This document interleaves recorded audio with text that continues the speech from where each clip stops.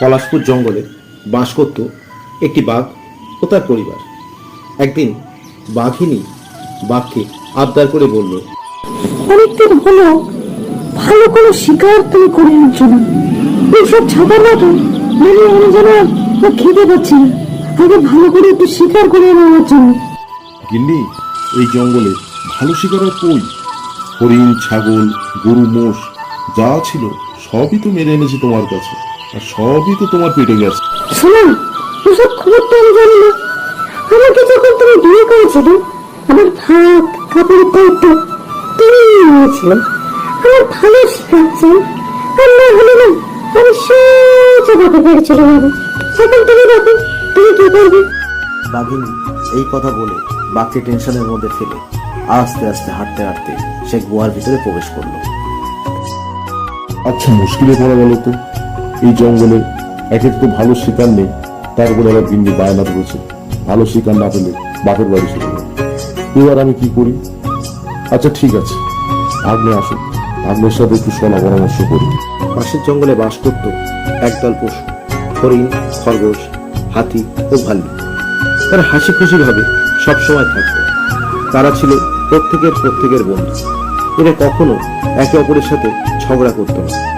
তারা একদিন বসে মনের সুখে গল্প করছিল। হাতি বলল, আজ মন ভরে কলা খেয়েছি বন্ধুরা। উত্তরে কলা বাগানের কলার সেই স্বাদ, খেলে যেন মন প্রাণ সব জুড়িয়ে যায়। খাবি নাকি তোরা?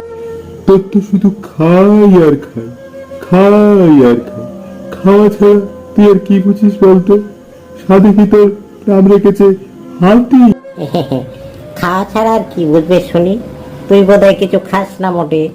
আর উত্তরের জঙ্গলের সবকিছুই খুব সুস্বাদু।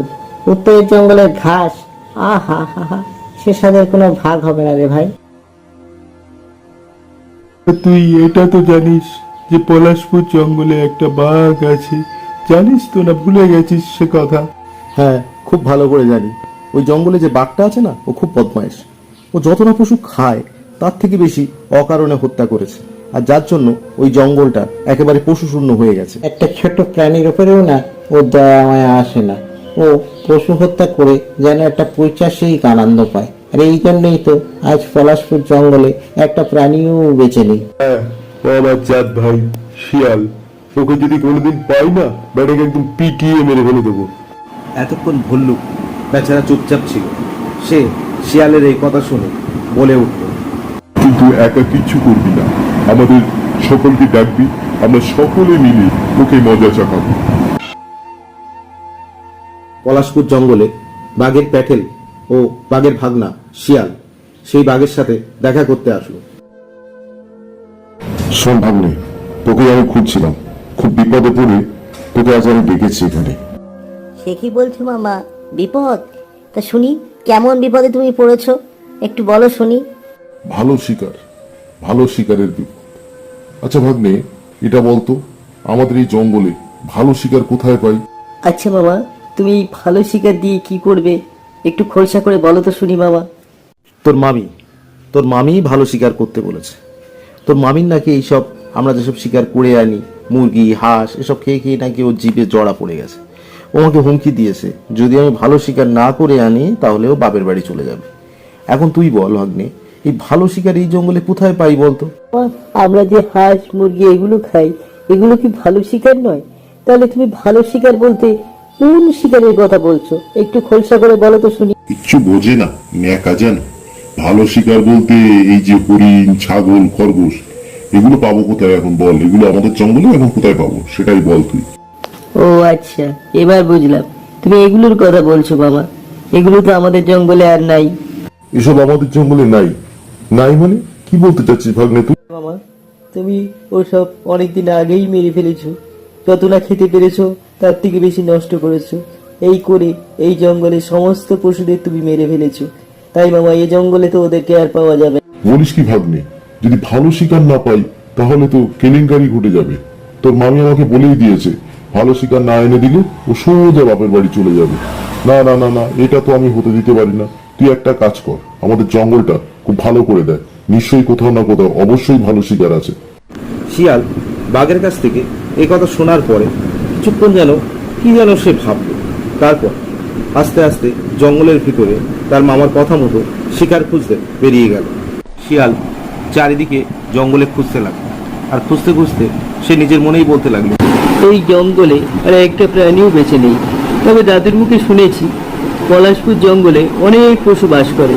তবে ওই জঙ্গলটা না উত্তর দিকে যেতে হবে। শিয়াল এটাও জানে উত্তর দিকের জঙ্গলে যেতে গেলে প্রথমে একটা বড় নদী পড়বে, আর ওই নদীটা পার করা খুব যে কষ্ট সেটা খুব সে ভালো করেই জানে। শিয়াল অবশেষে হাঁটতে হাঁটতে সে সেই উত্তর দিকের জঙ্গলের নদীর ধারে এসে দাঁড়ালো। হ্যাঁ, সে একটা প্রাণীও দেখতে পেয়েছে, কিন্তু মজার ব্যাপার হলো সেই প্রাণীটাও শিয়ালকে দেখে নিয়েছে।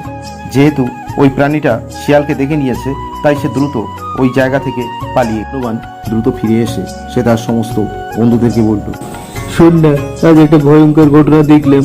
পাশের জঙ্গলের সেই বাঘের প্যাটেল শিয়াল আজ না আমাদের জঙ্গলে টু মারতে এসেছিল। হনুমানের এই কথা শুনে জঙ্গলের সমস্ত প্রাণী একরকম আতঙ্কিত হয়ে গেল।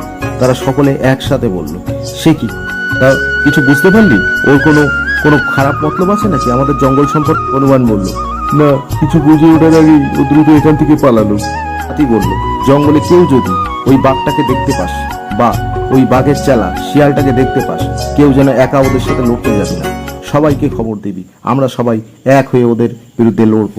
বাজকে বলল, যেহেতু তোমার নজর খুব তীক্ষ্ণ, তাই তুমি নদীর ধারে ওই জঙ্গলের কাছাকাছিই থেকো, যদি বেগতিক দেখো সাথে সাথে আমাদের খবর দিও। শিয়াল তারপর হাঁটতে হাঁটতে বাঘের গুহার কাছে গেল আর ডাকলো, মামা, ও মামা।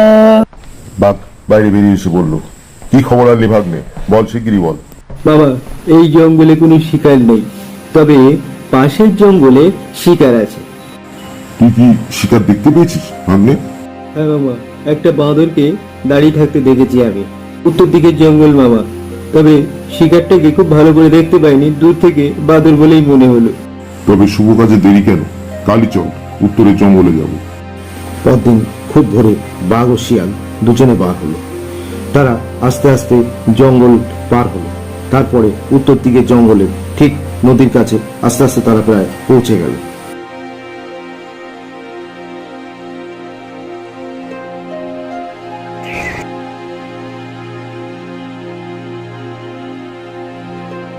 পাখি গাছের উপরে দাঁড়িয়েছিল।